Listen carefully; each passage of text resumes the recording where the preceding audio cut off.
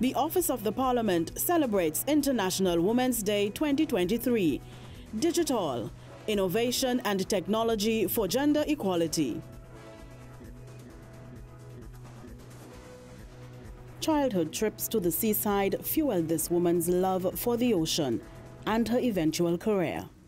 I guess, when I was a very little girl, I come from a very small village, Garth Road, Williamsville. It's close to Princestown. And we always had our long vacation periods at Mayaro. And there you would see the seines being pulled in the good old days, and you were able to walk the beach freely. And just looking at the fish and the variety of organisms in the seines, I was always very excited about what lives in the oceans. I'm a marine biological diversity specialist.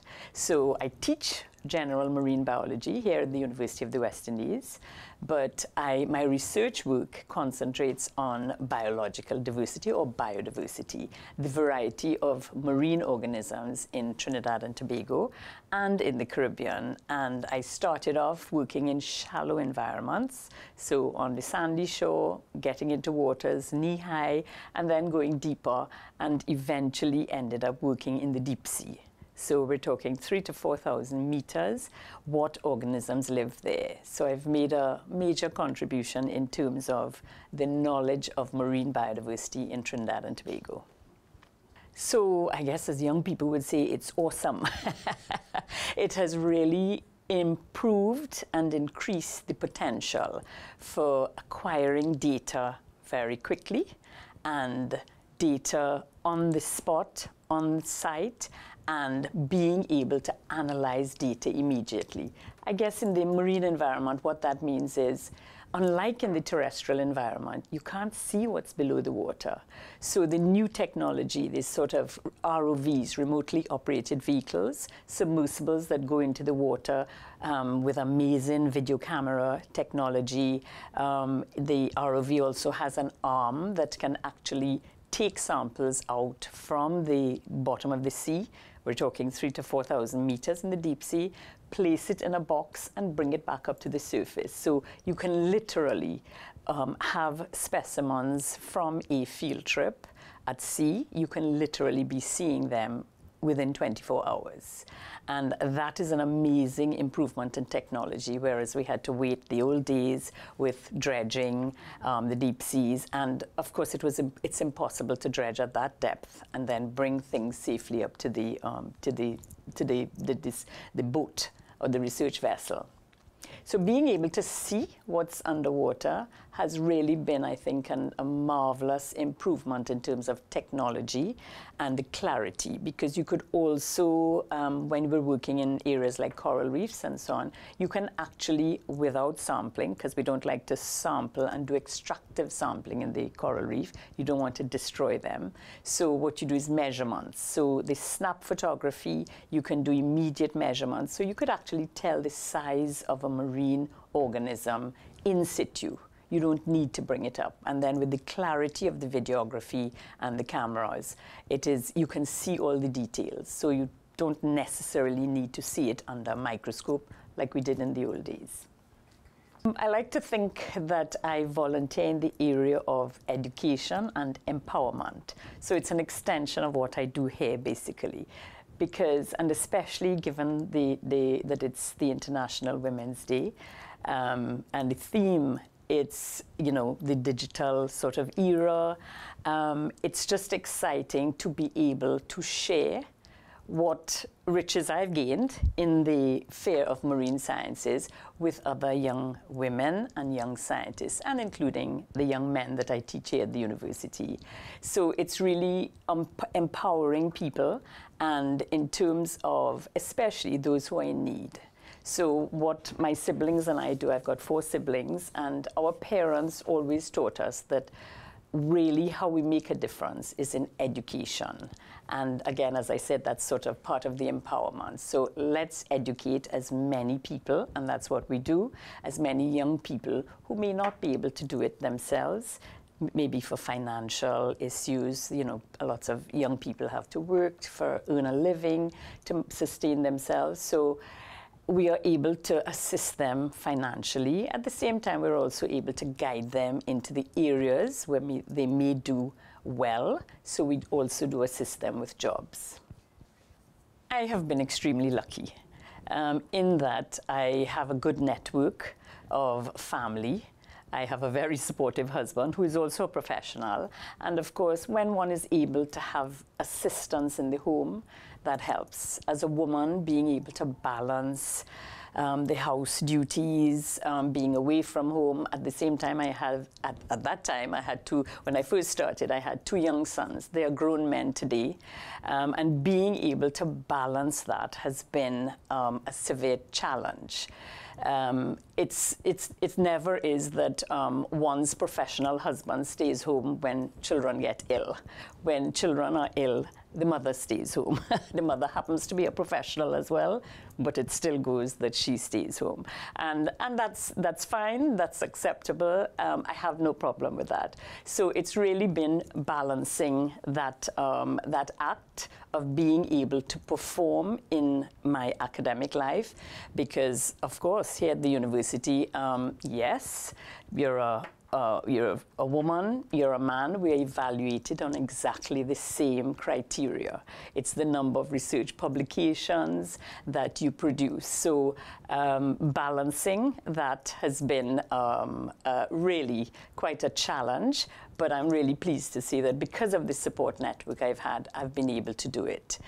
At the same time, being an assertive woman in this sort of field can sometimes have negative repercussions in that a lot of professional men, and in the academic circle, which is where I am exposed, they tend to think that you're being aggressive when you're really just making a point and being assertive.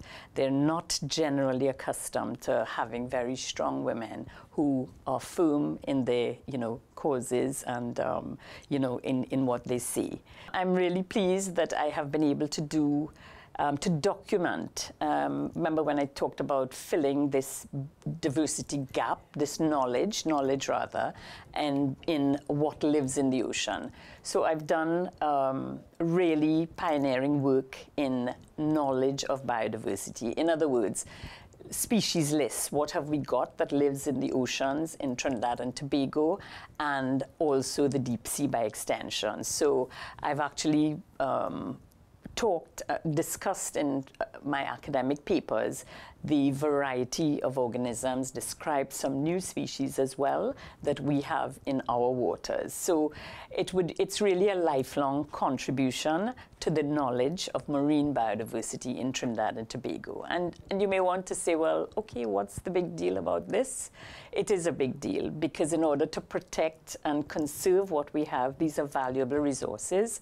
It's not only what we eat from the sea, but it's also what keeps the conditions in our marine environment or sustains them. For example, a lot of organisms really assist because they're part of the food chain. So whereas we may not eat a particular organism, if it goes missing, then the fish that we eat may then go missing. And we know that for a fact it's already happening. And of course, the conditions in the marine environment, nowadays we're all hearing about the impact of climate change. The ocean is the biggest carbon dioxide absorber. So the ocean has a very, very large role to play in regulation of climate. And that's why any studies associated with the marine environment, and especially in Trinidad and Tobago and the Caribbean, is very important. We're very lucky that STEM is a buzzword that's around. And of course, here in Trinidad and Tobago, within the school system, you can, of course, do sciences up to Cape. If even you don't, you can come into, I'm very pleased to say, here at the University of the West Indies and in our faculty, the Faculty of Science and Technology, of which my department is a department within the faculty. The faculty offers an N1 program where you can pursue the sciences. So if you haven't done, a particular science that after Cape, I want to do this science, you can certainly enroll in that program, which will then get you into either the Faculty of Science and Technology to continue your science degree, or of course you can also, a lot of our students go on to do medicine with the basic sciences, and of course the Faculty of Engineering also offers a variety of courses, all STEM related, all STEM connections. At the end of the day, I think the University of the West Indies is providing a very good environment for development of young scientists and women, young scientists and girls and women in the STEM area. I think, as everyone knows, women and young girls we are a very vulnerable group. And especially in the digital space, the digital era that we're in, as you mentioned, I'm 40 years into this. It is not as scary as it was in those days. We have the technology has worked so positively for us, but at the same time, it can be so dangerous.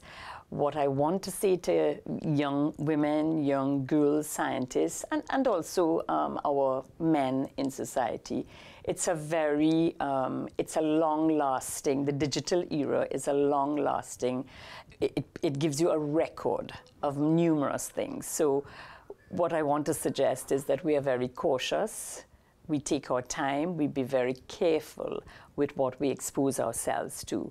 Gone are the days where you take a fun picture and nobody sees it. You may have a fun picture that unfortunately somebody puts it up on social media and it stays forever. And that's what's really scary about it. In this digital era, it's a permanent sort of record, and really totally unwarranted sometimes. It can cause severe distress. And we really just need to be careful with who we share, with whom we share photos, with whom, even voice recordings and so on. I really urge, as I said, it's got its serious positives, but it's also got some really terrible negatives. We need to recognize women. We need to recognize all that they have done. We are multitaskers. We provide creative solutions. We're very, very good at that. And we need to continue to nurture it. We need to also showcase our women who've managed to do it, women who've managed, and I don't only mean academics like myself. There are a lot of very, very good women who have had, as I mentioned, I've been fortunate. I had a good support system, but a lot of women don't. And I empathize with them, and we need to continue supporting them and recognizing the good work that they continue to do, even where they are not as fortunate as some of us to have that assistance, because it really is extremely difficult, and we must put them on pedestals, those ones who've been able to achieve great things, whether you're a teacher, a photographer, a reporter, in any sphere really. You've done, women and young women, you've done amazing things by being able to balance and get it all done. And I've certainly done it, and I'm quite pleased with that as well. The Office of the Parliament celebrates International Women's Day 2023. DigitALL, innovation and technology for gender equality.